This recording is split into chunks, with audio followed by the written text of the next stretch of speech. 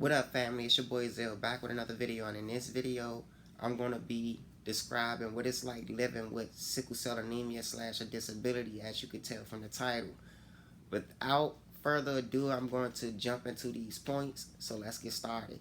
The first point is your medication. You have to carry that around with you at all times, because if you don't, you do not have your medication on hand at all times. You may be out having fun with your friends. You may be at a work spot, you at your job, or you just by yourself chilling, and a crisis come on, something come on, and you don't have your medicine that is in arm reach of you, is back at the house.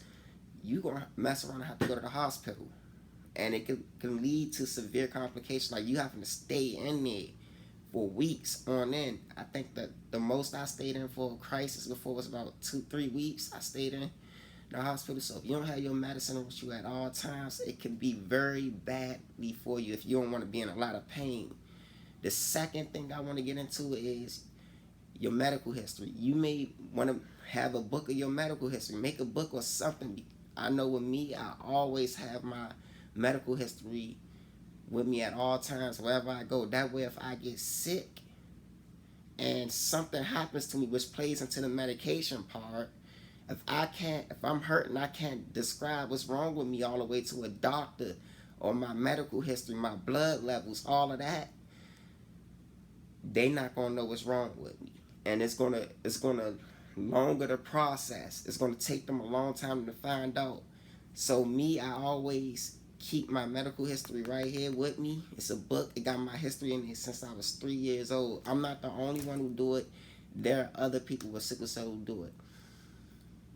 My third point I will get into is the weather. You gotta always be aware of the weather that you're in, because if you're not, it can lead to very bad complications. I'm always prepared for the weather that I'm in.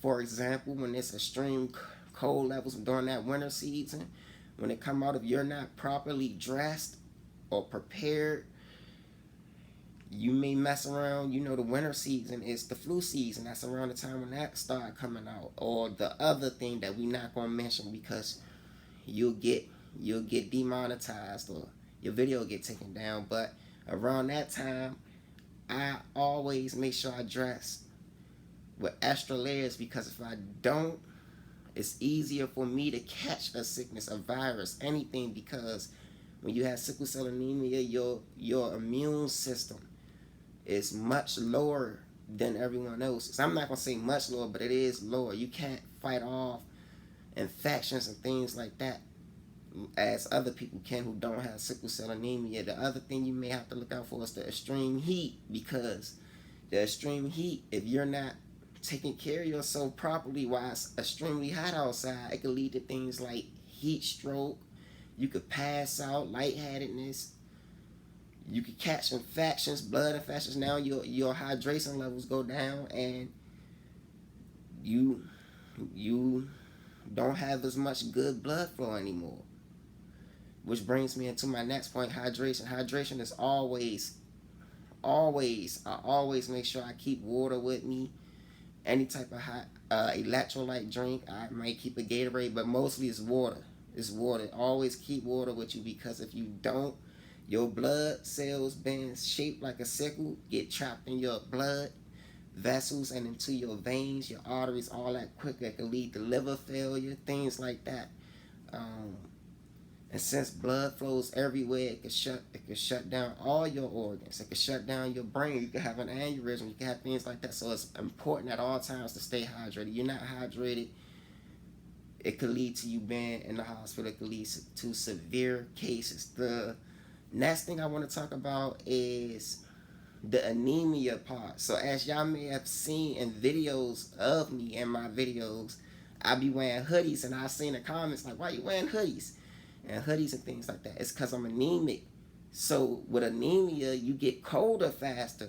You get cold extremely fast than what's normal. So it may be 78 degrees, and other people, they be like, I'm feeling good. They look at me and see me with my hoodie on. They like, man, you ain't hot with that?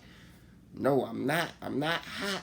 I'm probably feeling like how you feeling with what you wearing, the short sleeve shirt and my hoodie. But I'm feeling that way because I'm anemic. Like 72 degrees, that's kind of a little cold to me. That's cold. Anything in the 60s, that's kind of real cold to me. So I always make sure I keep my hoodie around with me everywhere. A hoodie, a jacket, a jean jacket, anything. Make sure I stay warm. Except in the summer when it's extremely hot. Then if it's extremely hot, I don't need it with me. Another one I may have to deal with, you may get dealing with sickle cell, and it annoys some of us, but it don't annoy me. I get a question they always ask me, why my eyes have a yellowish tint to them.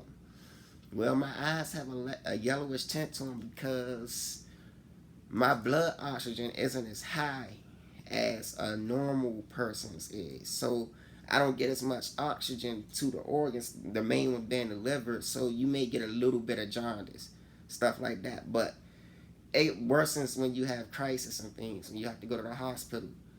Another thing that I want to mention that I deal with all the time having it, what it's like having sickle cell is you may deal, because anemia, when you have anemia, it can lead to, you don't have as much iron and stuff like that.